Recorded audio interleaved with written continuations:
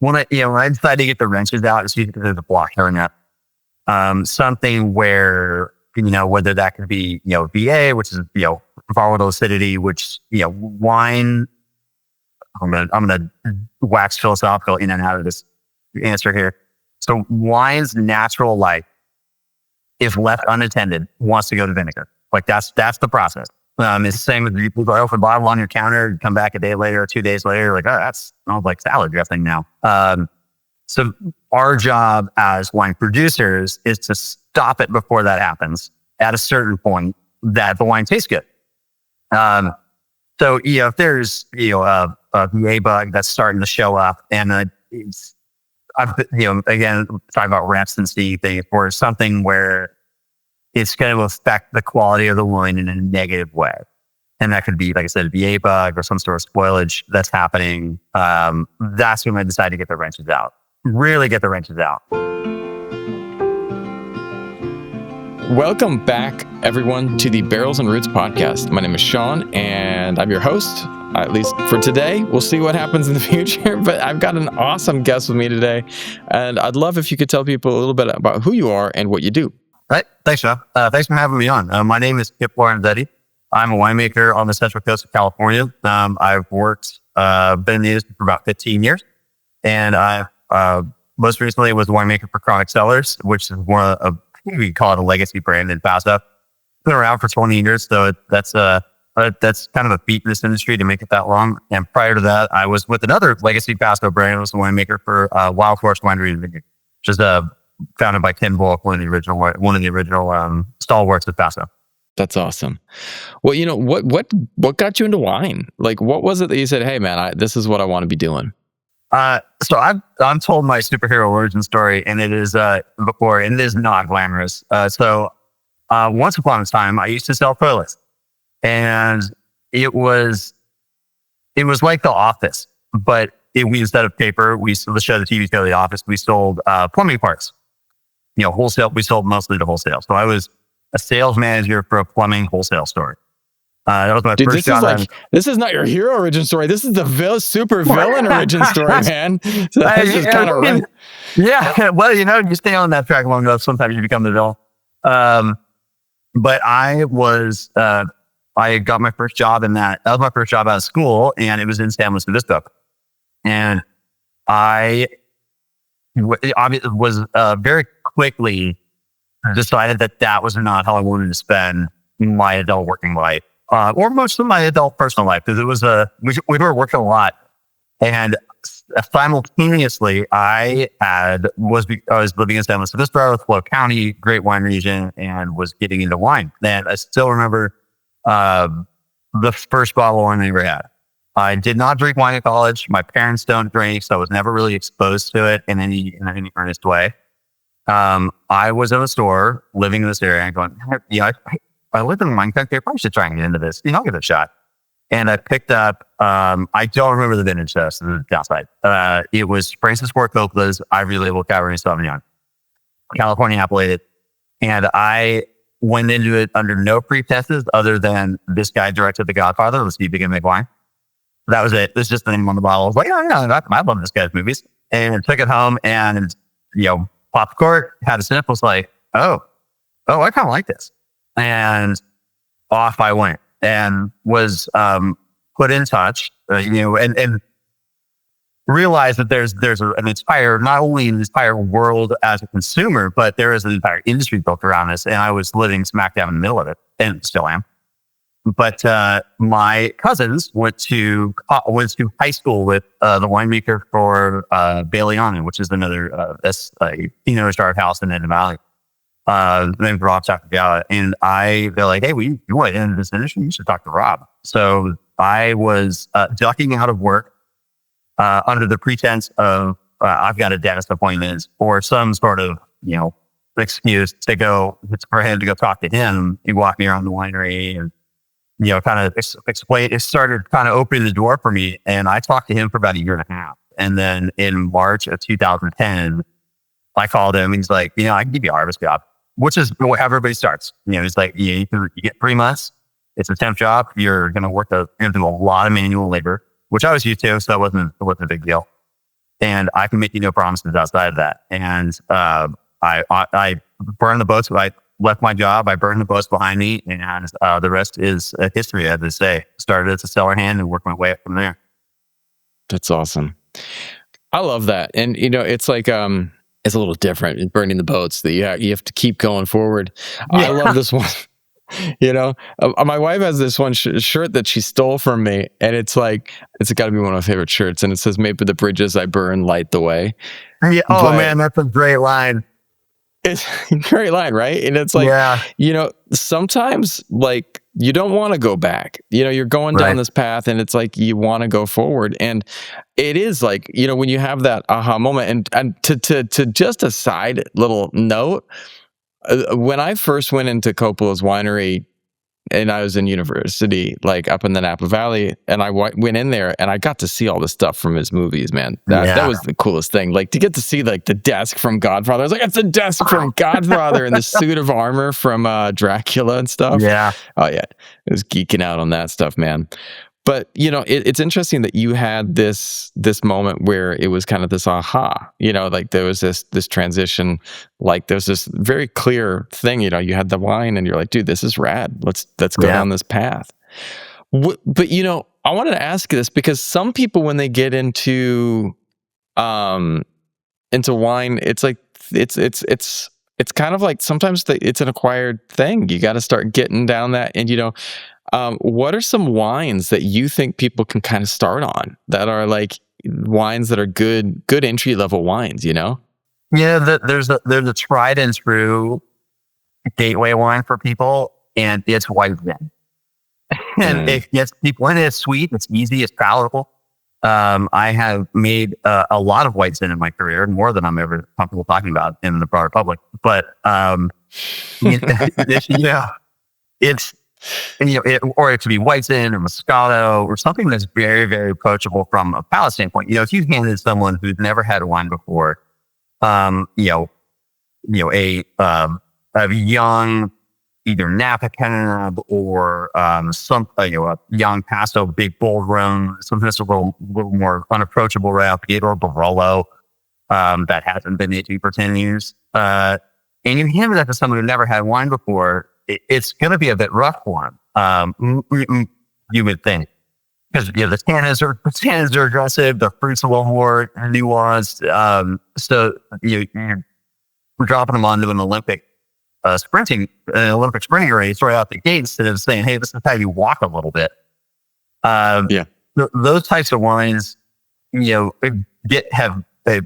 gotten people into the door for generations, but outside of that arena, and I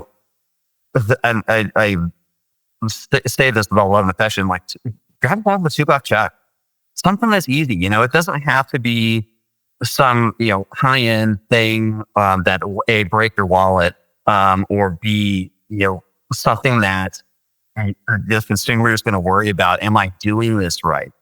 Which is, it's such a common thing. I don't know. I know my girlfriend and I were with some friends last night for Christmas dinner, and it's a large group. And there was we did actually a really fun pairing. We did wine and Christmas cookie pairing or Christmas desserts.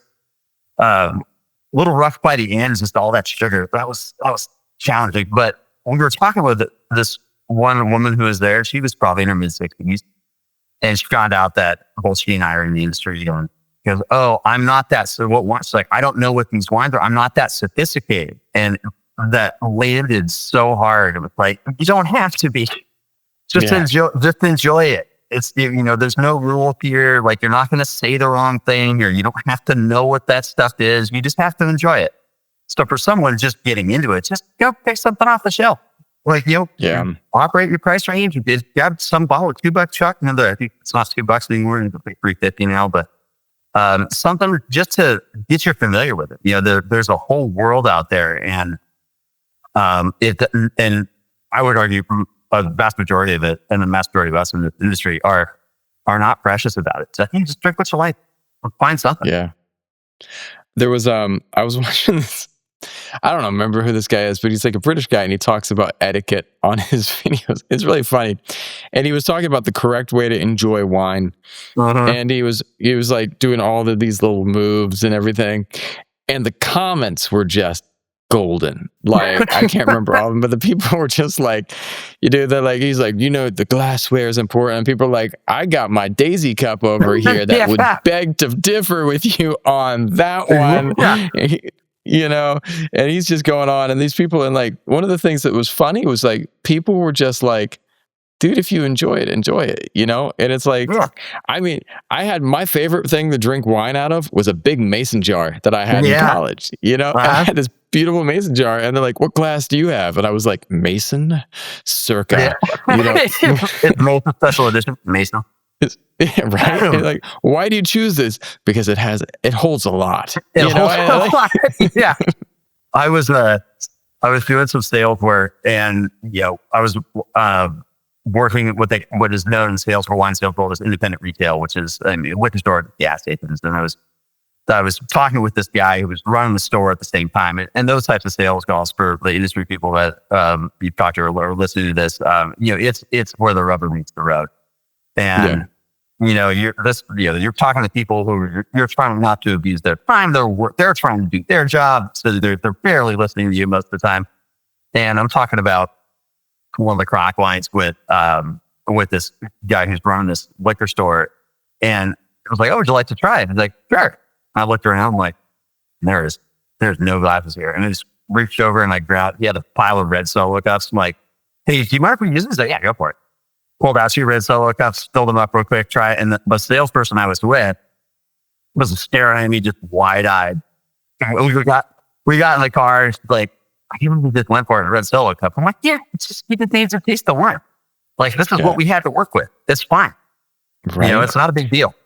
Right. And I call them Daisy cups. Where did that even come from? Solo cups. I know what you're talking about. Yeah, red Solo cups. Yeah. Red Solo cups. Exactly. You knew exactly what I was talking about. But I remember I got to go to this one party the other day. And my wife invited me to this. It was like government level people. I live in Vietnam part of the time, in California part of the time. And my wife is a famous singer here. And so I get invited to some circles that I definitely should not be rolling with. And I am definitely not the guy that like takes that stuff too seriously. But I was cracking up at this one party because they had a wine sponsor, right? And there was no one in there. I guarantee you that 95% of the people in that room were not wine drinkers. And it was a meaty ass cab. It was like, it was just like, and the people pouring had no idea how to pour. And so there was like these wine glasses, right? And they were pouring them to the top. And I was like, and they were just pouring things in, and I was like, dear God, it's that type of party, And here we go. It was like, whoa, it's going to be a fun night. But it was like interesting to see everyone was going in, and like everyone was just like, people had no idea how to do it. Some people were swirling, some people because you can't swirl. It was like, it was full, It's like, people are just like, well, and then, but you know what? At the end of the night, everyone had fun. And like at the end of the night, it was a great time. And like, if that's all you get out of it, man, be okay with that, Yeah. So I like that we're on the same page, man. Oh, for sure. Yeah.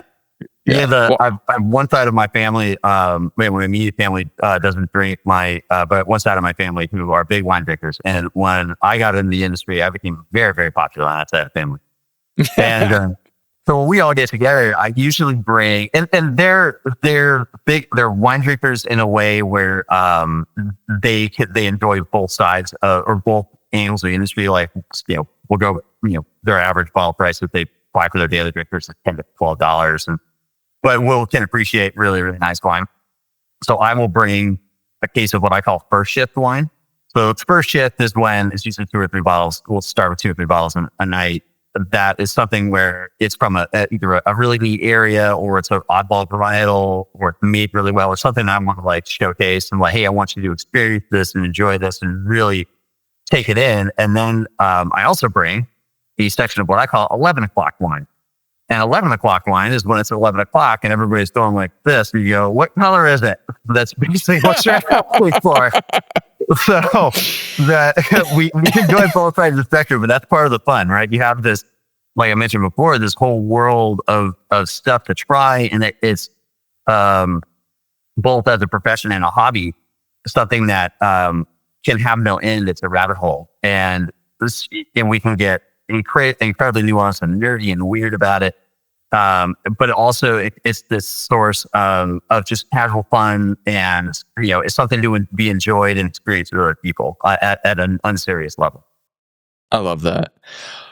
Well, and it comes in like, this is kind of like the direction I grew up in the Napa Valley when it was much more chill. And like, I've been back recently, I've been out of there for like 15 years now. And it's changed, and the whole industry's changed. I'm like, dude, we got to get back to fun. We got to get the fun back into wine. Yeah, we're getting there now.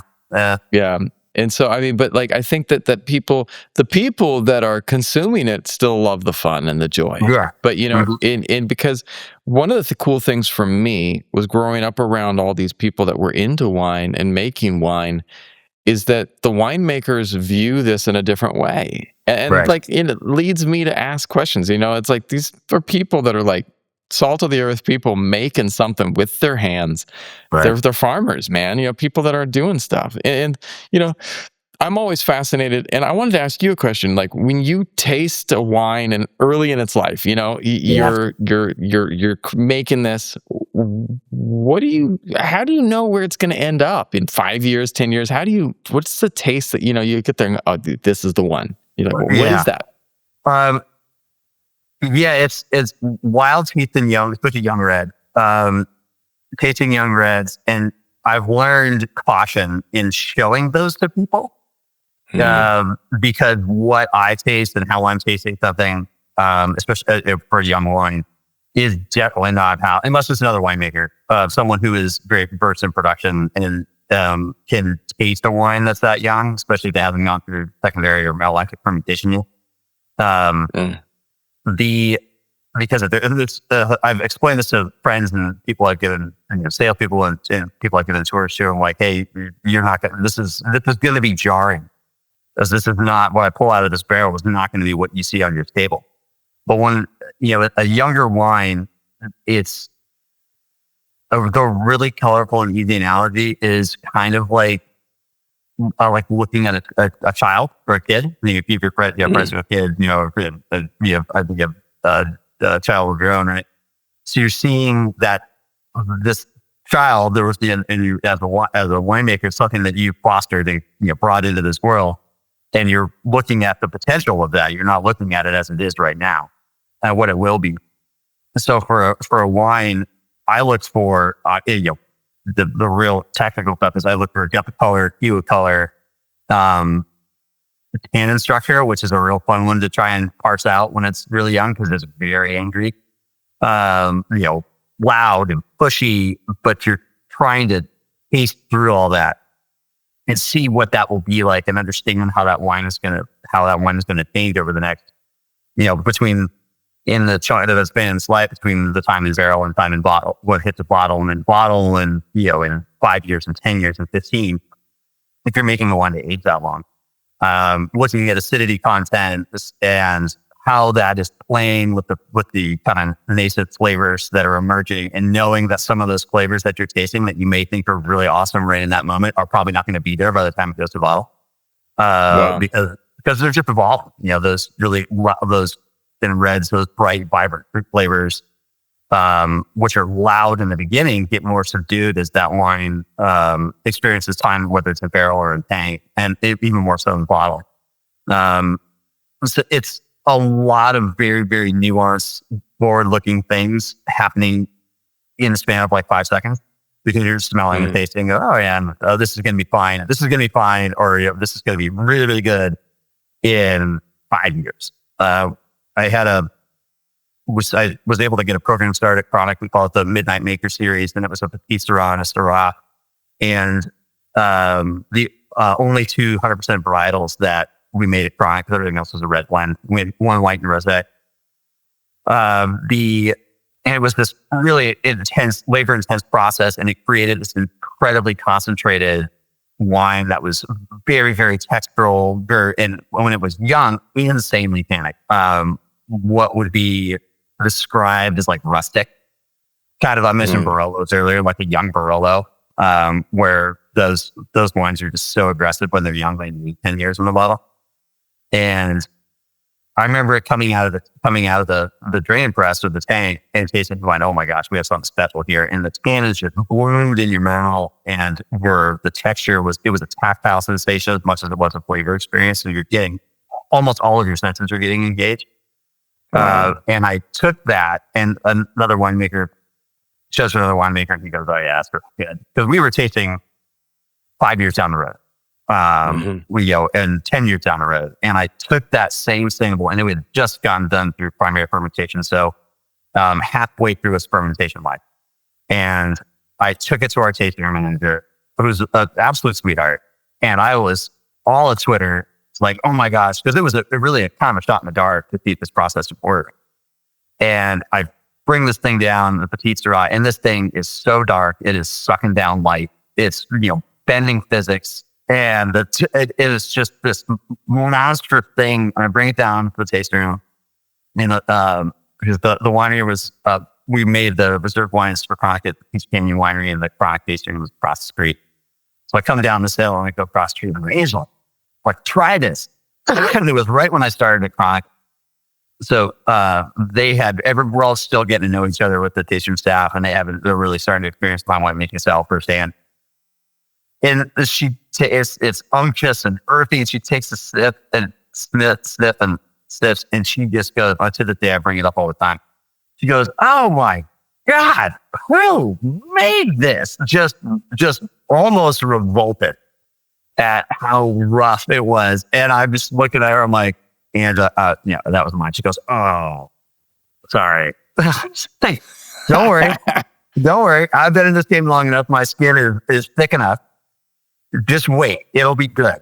And we took it to bottles 16 months later. And I brought it down before we bottled everything and was tasting the team on what we're going to put the bottle as samples. And she goes, "Whoa." I'm like, "That's the one that you yelled at me about a year and a half ago." She's like, "Oh man, I'm so sorry." I'm like, "Yeah, it's okay. I knew it was going on. It was rough as a kid. Now it's turning 18 and we're sending it off into the world, and it's mostly a real person at this point in time." So, like that. Yeah. And a lot of that stuff, taping, I had a former, I used to work for, I mentioned Tubac earlier. I used to work for Bronco Wine Company, which is one of the largest wine companies in the world, and physically one of the largest ones in the US. And my boss had this great line as, we're standing around and we're tasting through wines, and we're tasting some Pinot Grigio or something like that. I'm like, "John, this is too cold." He goes, "You're a pro, taste through it." And that taste through it is like, you're not just tasting what's in front of you. You're tasting through the things that are happening in real time in front of you to taste what those things will become, good or bad. So it's about having the forethought and presence of mind to understand that what you're tasting that wine most of the time, especially if it's young, it's in the transitory state. And understanding how those characters will change in the coming months or years, for better or for worse. And that comes from reps, just doing it all the time. I love that you referenced the looking at the potential, because I've got a sleeping little one over here. My wife is traveling, and my little one is, I set her up in my office couch. It's what we do when my wife travels. She loves sleeping down in my office because it's like an adventure. It's a little sleepover place that we have. Yeah. And she's a 9-year-old, and she's a great kid, but she's kind of a jerk these days to her teachers. Yeah. And we were talking today, and we have a tutor that comes and helps with one of her classes, and there's a video camera in there just for safety and to make sure everything's okay and make sure the kids are behaving. And we had her on camera just being a total jerk today. But we showed it to her, got her awareness. She's like, "I'm sorry." The tears came out. Yeah. But I look at my daughter, and I look at the progression, and I look at the direction she's going, and I have a gut feeling she's going to turn out to be a pretty good person. Right. Yeah. Because you can see it, but you have to look through the crap right in front of you, being an a-hole to her teacher right in front of you. You got to sit there. Okay, this is transitional. But you see the different traits. I see her hard work. I see her dedication. I see, and I'm not like here to praise my kid in this moment. I just am trying to like run with that analogy. But I mean, you have to learn to see what are the things that can turn into something bigger and better. And if you can start having that vision, you can get there, And so, and I mean, and that Tannenbaum is something that, it takes people, it's hard to see beyond that sometimes, Yeah, it's tough. Yeah. And we've all done it where you open up a bottle of wine and you're like, man, I opened that too early. Or, that is so aggressive. Like that needed to sit for another, 5 years or something along those lines, just to calm down. Like, man, in understanding that, tasting that, going like, oh, that would have been good, X amount of years away or X amount of months, or the other way around too. Where you grab one of those bottles, then my girlfriend and I opened up one the other day where it had rounded the corner faster than we anticipated. I'm like, well, glad we opened it now. I think it was a very light bodied Zin, and it was only 4 years old, and had that's starting to get those caramelized brownie characters that are starting to show its age. So that happens. But it's about tasting, and it's the same for whites too, is understanding how those are going to materialize, how they're going to age as well. Riesling's a great example for ageable white, Rhone whites. If you're tasting something that's as a young wine that's flabby and kind of oily, especially if you're for Rhones, understanding that might not fare so well in the next year and a half, 2 years, versus something that's a little more focused acidity and lively and a lot more bright fruit characters. Like, that's going to stand up. Well, those bright fruit characters, those will turn to honey and cantaloupe in the bottle and will be able to be enjoyed for a long time. I love that. Well, I want to ask you this one too, because it gives me, as we move further along and we have, so the topic evolves, because it left me thinking, like, one of the things that with wine is important is getting experience to, like, working with your palate, because it changes. Like, you start off with this wine and then you start moving toward, well, another thing is I live in Southeast Asia, and I remember the first time trying fish sauce, and I was like, dear God, what is this?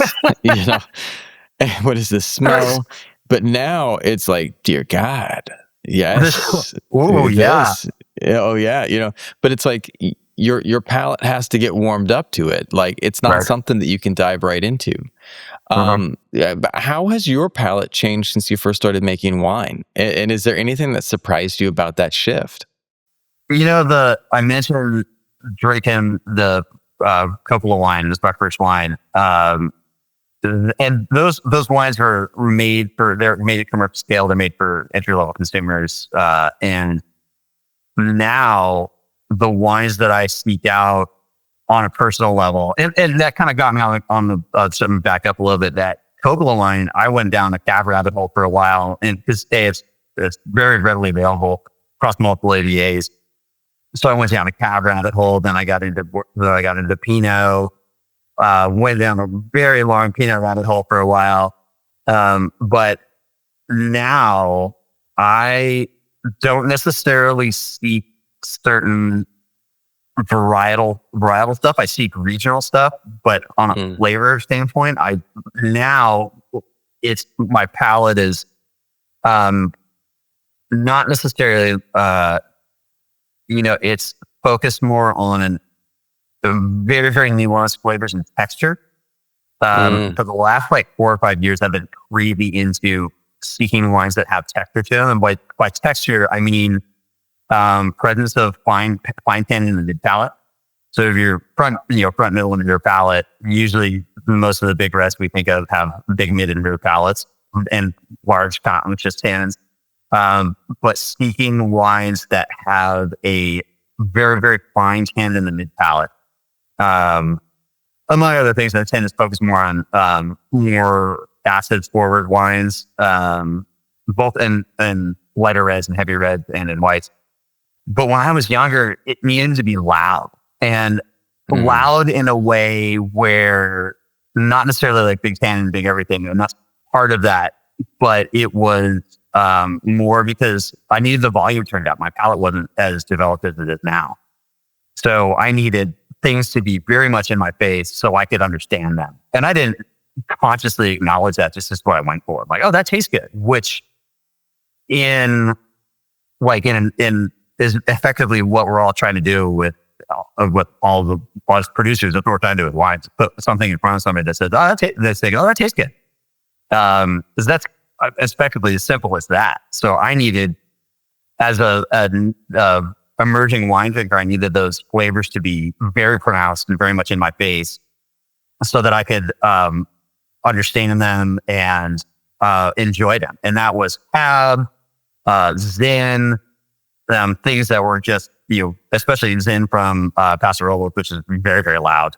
And at the time, and Zin's has an interesting life cycle in the consumer world.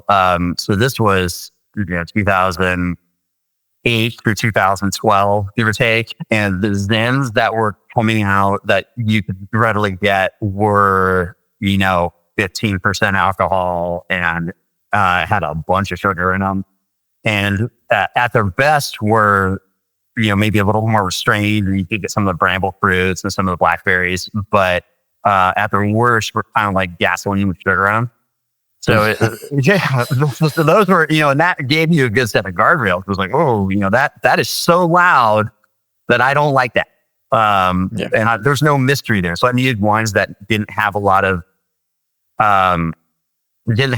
dark corners that needed to be explored because I just couldn't. My palate wasn't good enough. No heart of darkness here. Yeah, I didn't need to. There wasn't the mystery of the human experience wrapped in the wine that I was drinking then. But now, I tend to find wines that have those nuanced characters that will bloom in the glass. We had a great wine, and my friend and former colleague made it. Todd Riccardi's director of winemaking for Prisoner, and he gave me a bottle of it was a reserve GSM, Napa GSM. And it's Napa, and I typically don't direct towards Napa runs. So I think of Napa, take and drink of Napa wines. And Grenache is if you allow me, a sidebar on Grenache. Grenache is a real interesting grape to get in the bottle and make. I think I would make my hot take. It's harder to make than Pinot from a winemaker perspective. And I can hear the untold waves of Pinot winemakers rising up against me as I say that.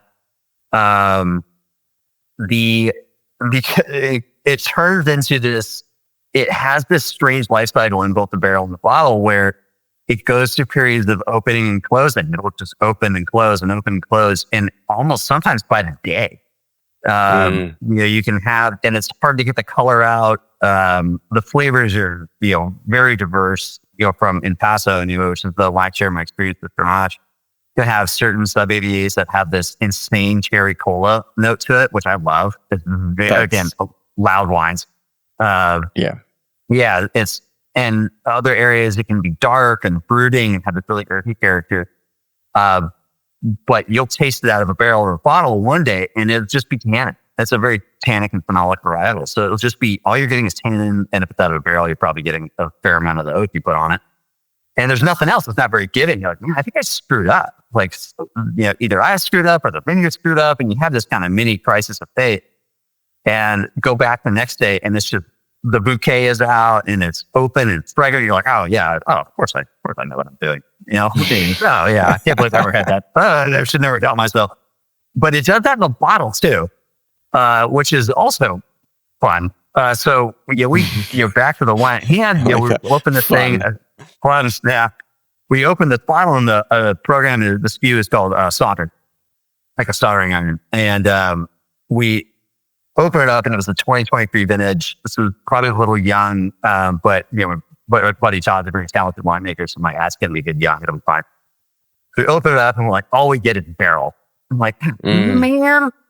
And we're sitting there, and we let it sit for a little bit, and we're still just getting barrel. I'm like, that's too bad, And I'm about to start texting my buddy and just start giving him a hard time. And then it starts to bloom. And we're getting the cherry cola, and it's a GSM, so we get lavender from the Syrah starts coming out, like And by probably about 10 minutes after we opened the bottle, we're like, oh yeah, this is really good. And it was textural and a very dynamic and very lively wine. The acidity was just in the sweet spot to really pop those flavors out. But a very, very nuanced wine, a very, very experiential wine. So those are the types of wines that I want to find them. It's like, oh yeah, I like that one. That was great. And when I was younger and, starting out in the industry and starting out to consume wine, that kind of wine would have just been alien to me. And it's just, as over the years of just tasting and not only tasting professionally as part of my day-to-day job, but actively seeking out stuff from different areas and different varietals and just building that mental Rolodex or palate Rolodex. That my palate has kind of drifted that way. That's awesome. There's one thing that you brought up, and I loved it, and I want to play with it a little bit, because I think back about, like, people who can't necessarily comprehend the wine. Maybe there's another analogy that we can stick to. I remember when I first got into music, and I'm going to date myself a little bit here, but I remember my dad, when I was in high school, got me this really nice sound system. Thankful my dad invested into music and sound systems, so I got a cool one. He hooked it up, and then I had I remember, what was the first CD that my dad gave me and my brother and sister was a New Kids on the Block Christmas CD. Nice. Just like, nice. What is this? Yeah. It was, we played it, and then my taste changed, and I was like, yeah, this is not really my vibe. And I remember, yeah, and I mean, I got into, when I was coming up through high school, the whole grunge thing was a big deal, and I wasn't into all of it, but man, Smashing Pumpkins hit right for me, and I liked it, and I played it loud. Today is the day it is, and then sliding into Pearl Jam, some Nirvana, but then, then suddenly I found hip hop, and it was just like, whoa. What is this? What is this with all of these lyrics that are wild? And one of the things that it was interesting is it was all big, and it was all like experimental, experiential, that we're going through these moments of seeing what it is. But now what I listen to has evolved. It's changed, Now I'm this weird mix of a little bit of everything. I'll throw on some hip hop. I'll throw in country. I'll listen to, blues and jazz. And when I have a good glass of wine, my absolute favorite thing to put on is some John Coltrane, Nice. John Coltrane, my favorite things is definitely one of the things that is a big win for me. And, yeah, man. But my point being, when you were young, I liked it big and I liked it loud. Now I can have something subtle. I can have something different. But I've also learned to appreciate all of it, because you have to have that time and you have to have that experience to kind of feel things out. So maybe for a while, Zen is your favorite wine. And then maybe, later on you sit there and go, hey, I like Pinot now, or something else. Like, it's all about... It was one of the misconceptions that I think that I saw people have, was that there was an evolution of wine, like advanced people like this and beginners like this. And it's like, no, someone who's very into wine can like this, and someone who's new can like this. Like, Absolutely. It doesn't have to look a certain way. What is one misconception that you find that people have about wine and enjoying it, making it, whatever?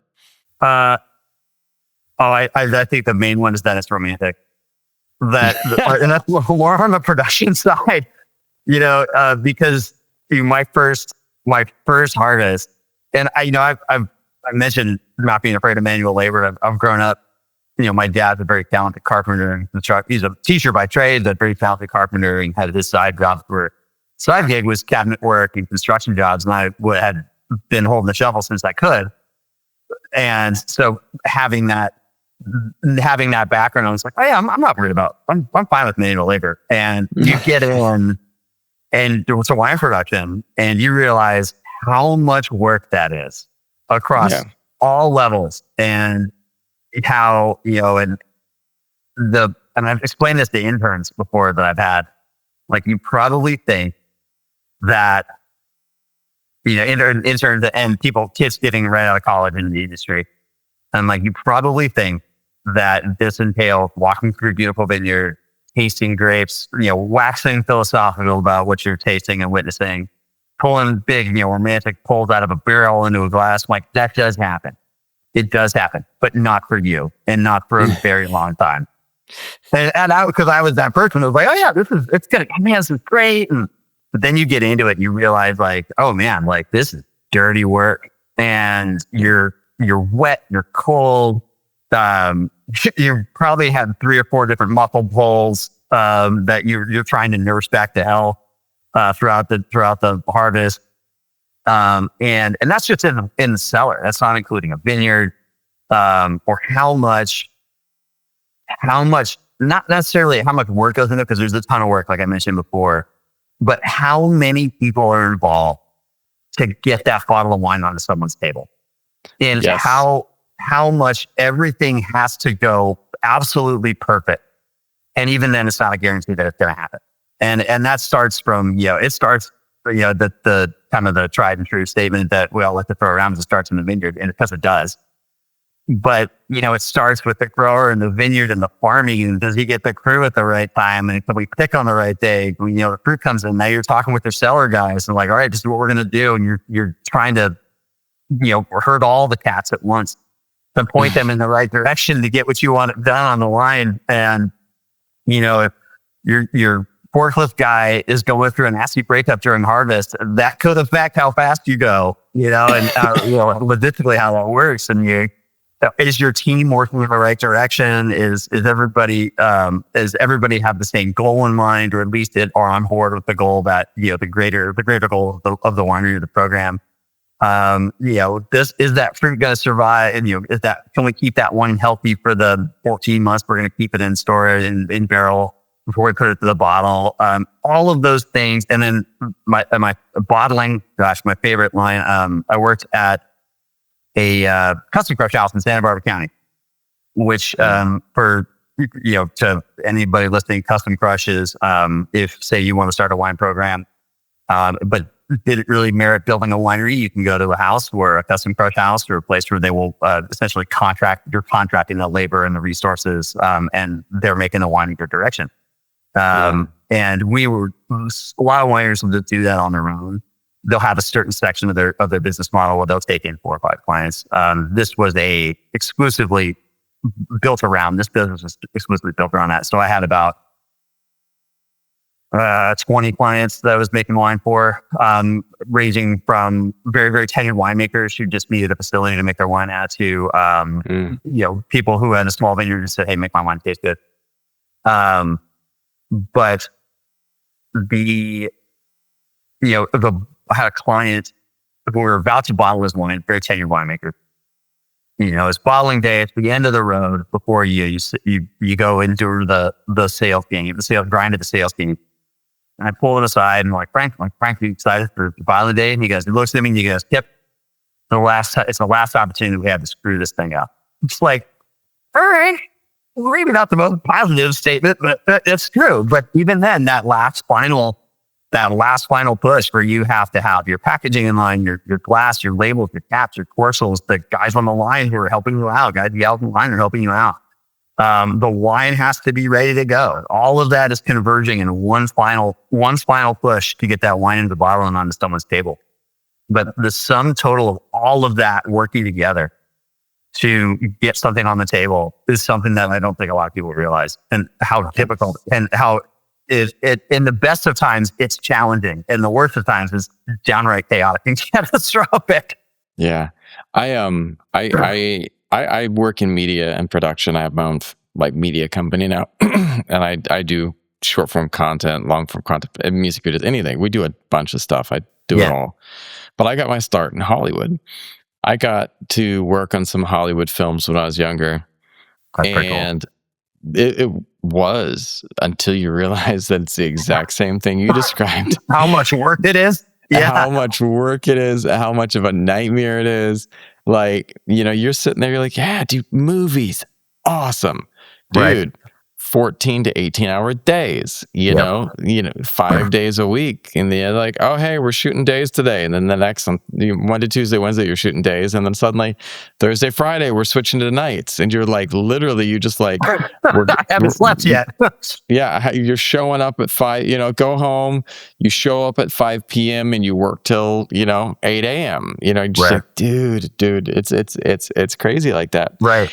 And I bring it up because it is so different from what people expect, and people just don't have any idea about the work that goes into it. And it's still, you are not guaranteed a good movie. I remember I worked on some movies. I'm like, dude, this is going to win an Oscar. This is going to be the greatest movie ever. And then afterwards, we're sitting in the theater going, what the hell is this, man?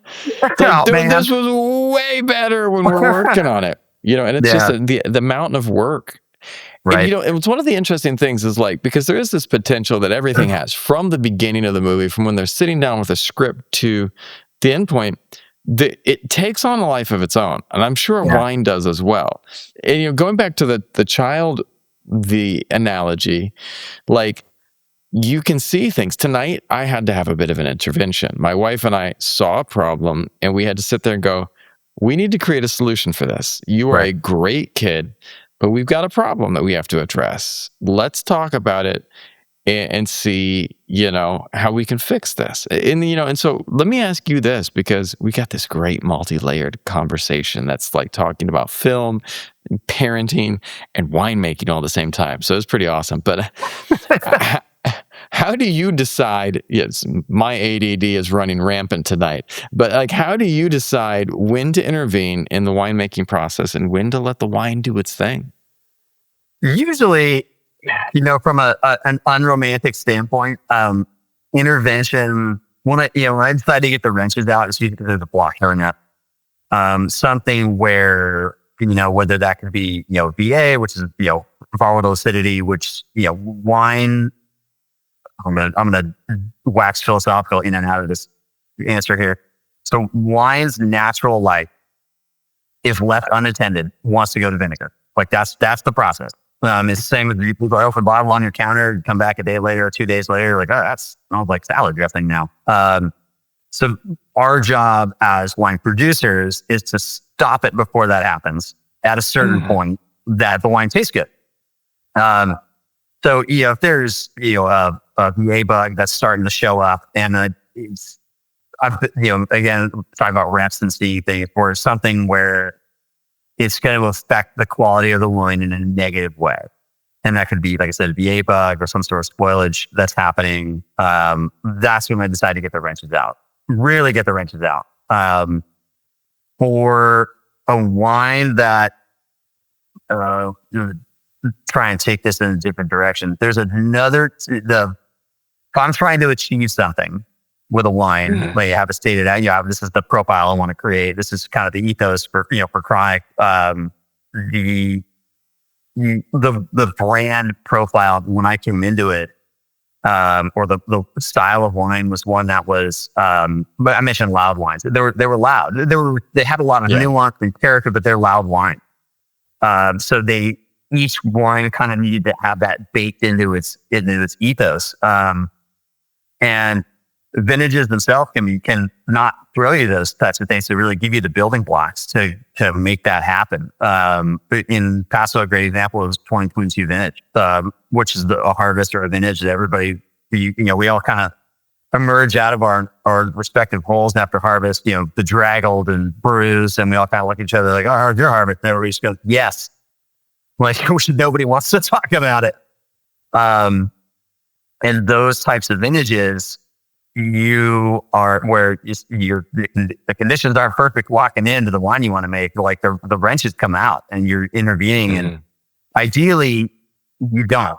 You try to really let the vineyard express itself, let it do what it wants to do from a fruit standpoint, a farming standpoint. But and when it starts kind of operating on its own accord, which it's always going to do, and if that doesn't align with what you want to do, but you're still tasked with creating that, you start laying the tools out. And in my case, if it's not a flaw, or something that's going to, like I said, negatively affect the quality. Say it's wine, like I said, 2022 is a great example. Say it's a cab that comes in and it's light in color. There was the famous heat dome in California, that harvest where we were seeing 2 weeks of triple degree days that didn't cool down at night. So it really blanched a lot of the color out, a lot of the fruit. There was also a very mysterious VA bug that proliferated throughout the state, really, to the point where one of the primary commercial lab for the wine industry in the U.S. came out with a statement that said, we don't know what's causing this. Effectively, they would unknown Acetobacter. I was like, no, you guys, you have PhDs. You're supposed to understand why this is happening. What do we don't know? But it was, we were all, it didn't matter whether they identified it or not. We were all forced to deal with it. So the cab comes in, it's light in color, it's taste varietally correct, and it's not strong in tannin because it's been so hot. Those tannins have been kind of pre-polymerized out of it from the heat. But you're still tasked with making the wine. There is no redo button on that. You just go, I don't know, start over. It becomes more of a, how can we treat this, starting at the ferment, how can we treat this to try and get what we want? Do we need to pull a big juicer out of this to really concentrate the skin to juice ratio so we get more color and flavor out of it? And on the back end, it becomes a blending game. Like, what is this wine missing? How are we going to wrench on this? How are we going to add? What can we add to this to where it's accretive and it's still maintaining its original identity? And that becomes more of, then the blending conversation comes up, which for chronic, most of the wines are red blends that was kind of baked into the ethos that we're blending. But in previous jobs, we're like, yeah, you need to, especially if it's a commercial wine where it's going out to a store and it's not a hand sale. You as a producer don't get that opportunity to talk to that customer and explain, hey, no, it's okay. Like, it's a bad vintage. I'm sorry. Like, maybe it's a little lighter than it should be. Like, you don't have that opportunity. You have that consumer is going to buy that, take it home, and all of your winemaking abilities of you and your crew, for better or for worse, are going to be on display. And I mentioned it before. Again, the consumer is just going to go, I like that or I don't. Or it doesn't taste good. I'm not going to go back to that brand again because it didn't taste good. So there's a lot on the line, especially in that environment. So it's more of a game of what do you have in your quiver to try and to bring that back home without really wrenching on it so hard that it tastes manipulated. A long time ago, I mentioned the custom crush house. I had a client who brought a Chardonnay in from San Maria Valley, which just south of San Luis Obispo. Very, very Burgundian style area. It's an area known for a lot of high acid. It's very sandy. So you get these really minerally Chardonnays that are real racy and very Chablis-like. It's super interesting. And brings this Chardonnay in. This isn't really where I want it. Okay, well, we've got some tools we can use to bring it around. And what are you hoping for? Looks at me, and this is circa 2015 or 2016, and there were two very, very popular brands in the market. That one was Pinot and one was Chard, and I'll allow you and the listeners to piece together which ones they were. But I want it to be more buttery and more oaky. Like, this vineyard doesn't want to do that, and it was to try to force this wine. It was about the customer, but it was trying to force a square peg into a round hole. Trying to force this very Chablis-like Chardonnay into a butter bomb. Yeah, butter and oak bomb. And it was, by the final product, the client was happy with it, which is what counts in that scenario. But it was, you could tell that vineyard did not want to do that. And that fruit did not want to do that. And it tasted like we had tried to force it there. So the idea is to, if there is a time and a place where the wrenches have to come out, is that the wine does not show that you put those methods on there. That's awesome, man. Well, let me ask you one last question. Where can people go to find out more about the wine you make? You can, unfortunately, Wild Horse, most of those wines are out of the market now. That was purchased by Gallo several years ago. And I think there's still a cab out there. And I don't think it's any of the wines that I have my hands on. But For chronic cellars, you go to chronicsellars.com. My face is still probably broadcast across the website, and those wines are still very much in the market. But yeah, those wines have my fingerprints all over them.